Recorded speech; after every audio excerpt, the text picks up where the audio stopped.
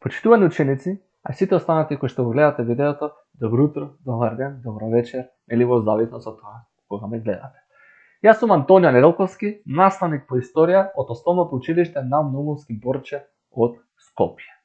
Во ова видео ќе ви зборувам за поделба на историјата. Да видиме како минатото на човештвото е поделено од страна на секако научниците. Најпред ќе започнеме со најголемата поделба. Минатото на човештвото се дели на два големи периода: праисторија и историја. Зошто се извршени тие поделби? Си има своја причина.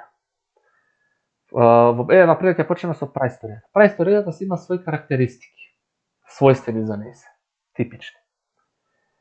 Како се течело времето, нешто се случило. Имаме некаква појава, нешто ново, значајно и многу влијателно, што имаме драстични промени во општеството. Што се појавило? Се појавило писмото. Со појавата на писмото, општеството драстично се менува и се појават и нови карактеристики, несвојствени до тогаш. И затоа не случајно научниците направиле ваква поделба. Значи, минатото на човештвото се дели на два големи периоди: праисторија и историја. Праисторијата си има своји карактеристики и таа трае милиони години, значи не трае 20 години, 30, 50, 5000 милиони години, значи праисторијата трае милиони години. Почнува од појавата на човекот и завршува со појавата на писмото. Тука завршува праисторијата и почнува историјата. Значи гледате, во праисторијата имаме одредени својствени за нив карактеристики, потоа со појавата на писмото се случуваат некои нови работи, општеството се менува, нови карактеристики, несвојствени до тогаш, и затоа научниците тука прават пресек и велат: до тука ќе се вика праисторија, понатака историја. Сега малце да се осврнеме на праисторијата. И праисторијата се дели. Праисторијата се дели на камено и метално време. Не случајно се вика камено време, не случајно се вика метално време. И едниот и другиот период си има своји карактеристики типични за нив.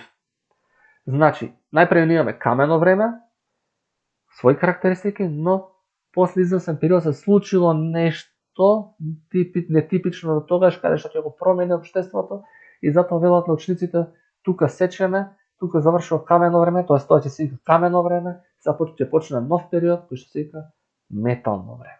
Не случајно. Во наредните лекции кои ќе учите за праисторија, ќе учите подетално за камено и метално време, кога подетално ќе навлезете во тие лекции, ќе ви стане појасно зошто се вика камено време, зошто се вика метално време и зошто баш праисторијата е поделена на овој начин. Битно е да знаете уште еднаш. Минатото на човештвото се дели на два големи периоди: праисторија и историја. И праисторијата се дели на два дела: камено време, метално време. Сите овие периоди си имаат своји карактеристики, својствени за себе, и затоа не случајно научниците извршиле ваква поделба. Уште еднаш, праисторијата трае милиони години, од појавата на човекот па се до појавата на писмото. Тука завршува праисторијата и почнува историјата, која што трае до ден денес. Да видиме како е пак поделена историјата. Историјата е поделена на повеќе периоди. Почнуваме со стар век, среден век, нов век и завршуваме со најнов век. Денес живееме во најновиот век. Исто како со праисторијата, со камено, метално време, така и со овие периоди, секој период си има своји карактеристики, својствени за себе. Стар век си има своји карактеристики, среден век си има своји карактеристики, нов век си има своји карактеристики, најнов век си има своји карактеристики. Ќе учите, значи во шесто деление ќе учите најпред за праисторија, а потоа ќе се премине на историја, односно со стар век. Потоа во седмо деление ќе учите среден век, па во осмо нов век, па девето најнов век, значи хронолошки полека. И како ќе навлегувате подетално со изучување на овие периоди, нештата ќе ви станат појасни и всушност тогаш најдобро ќе сватите зошто е извршена оваа поделба. Благодарение на тие некои нови појави. А кои се тие нови појави што се случили, кои што ќе направат драстични промени во општеството, ќе учите во наредните часови, во шесто деление, седмо, осмо и девето. Сега чисто онака површно, основно само извршиме некои поделби, чисто за да знаете, а како понатака ќе навлегуваме подетално во периодите, така полесно ќе ја сватите оваа поделба. Значи, ова е основна поделба и е сосема доволно за вашата возраст. Иначе, историјата уште подетално се дели се цепка. И до ден денеска научниците прават ваква поделба, таква поделба, онаква поделба. Битно за 600 делење да ја знаете, да ги знаете овие основните. Значи, уште еднаш да повториме. Најголемите два периода, значи минатото на човештвото се дели на два големи периода. Праисторија и историја.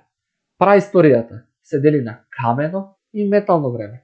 Праисторијата трае милиони години, од појавата на човекот па се до појавата на писмото. Тука се става крај на праисторијата и почнува историјата. Историјата се дели на стар век, среден век, нов век и најнов век. Сите овие периоди си имаат своји карактеристики.